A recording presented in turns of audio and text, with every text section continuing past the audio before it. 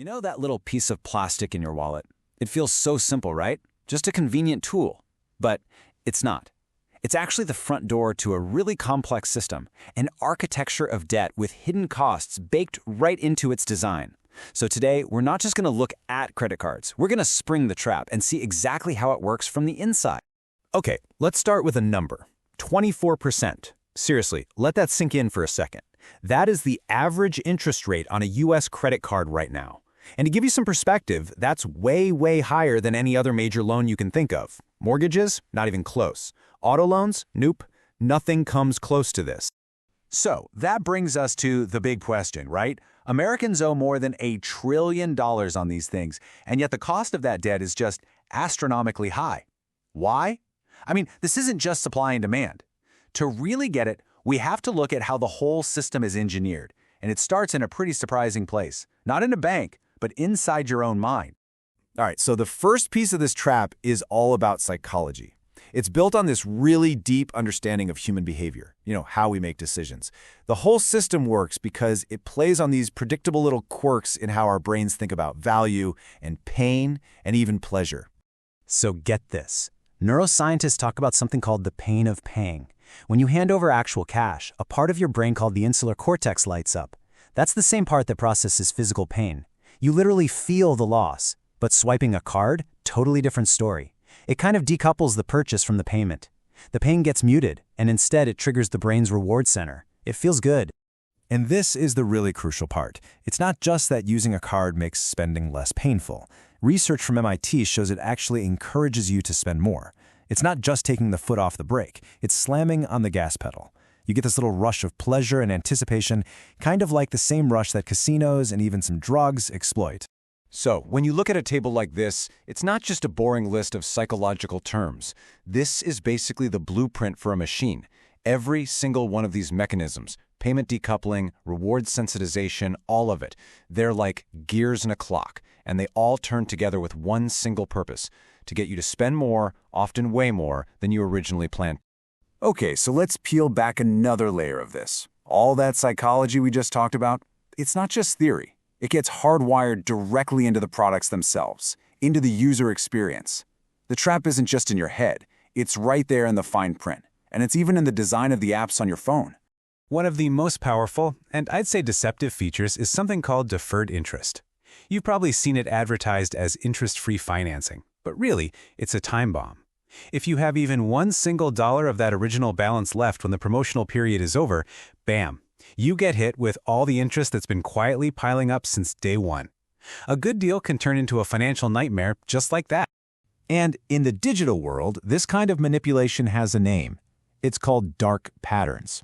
These are tricks in app and website design. They are mistakes. They're put there on purpose, carefully crafted to nudge you or even trick you into making decisions that help the company, usually at your own expense. A classic example of this is what designers call the Roach Motel. It's where a company makes it super easy to get into a situation, like, signing up for an account with just one click. But then, when you try to get out, when you try to cancel, suddenly it's a total nightmare. You digging through hidden menus, making phone calls.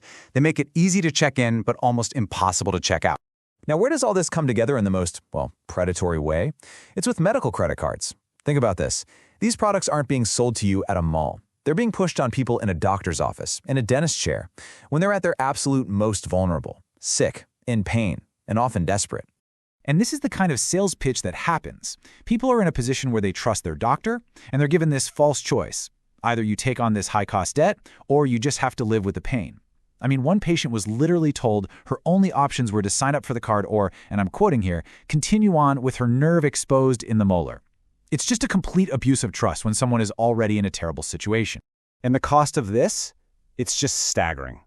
Just between 2018 and 2020, Americans paid an estimated $1 billion in these sneaky deferred interest charges on medical credit cards. That's $1 billion, pulled directly from the pockets of people who were just trying to get medical care. So, okay, we've seen the psychological tricks and the tricky product designs, but this trap is even bigger than that. The whole system of rewards, the points and the miles that everyone's chasing, it's actually funded by this massive hidden transfer of wealth all across our society. I mean, the marketing is so alluring, right? Free flights, cash back, living this life of luxury. But those rewards, they don't just appear out of thin air. They have to be paid for. The real question is, who's actually footing the bill? Well, the answer is a mechanism called cross-subsidization. And here's how it works. You have one group of consumers, the ones who carry a balance, who get hit with all those high interest rates and fees. They're sometimes called naive borrowers. While the money they pay is used to fund the fancy rewards collected by a totally different group, the sophisticated transactors who pay off their bill in full every single month. And the amount of money we're talking about here is it's almost hard to believe.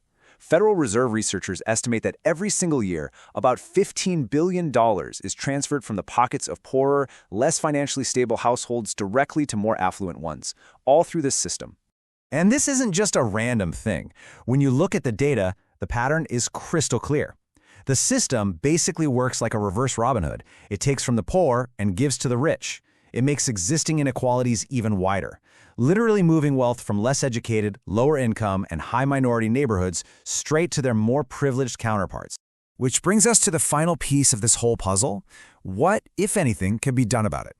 The problems we've just walked through have gotten so extreme that they've kicked off this huge political and regulatory fight over the very future of consumer credit.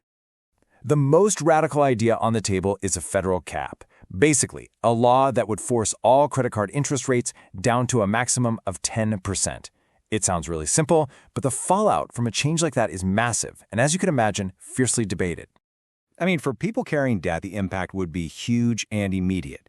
Let's say you're carrying a pretty typical balance, like $5,000. Your monthly interest payment would drop from around $100 down to just $42. That is a massive saving every single month. But, like I said, the debate is intense. On one side, you have people arguing that a cap like this would save consumers something like $100 billion a year. But the banking industry pushes back hard. They warn that it would make it impossible to lend to riskier borrowers, and they'd be forced to cut off credit for millions of people who might actually need it the most. And so, that's really the core problem we're left with, isn't it? In our world, which is becoming more and more cashless, a credit card feels almost essential. The convenience is undeniable. But that convenience has come with a really steep price, and it's a price that's being paid by the most vulnerable among us. So the real challenge now is, can we figure out a way to re-engineer this whole system, to keep the convenience, but without the devastating human cost?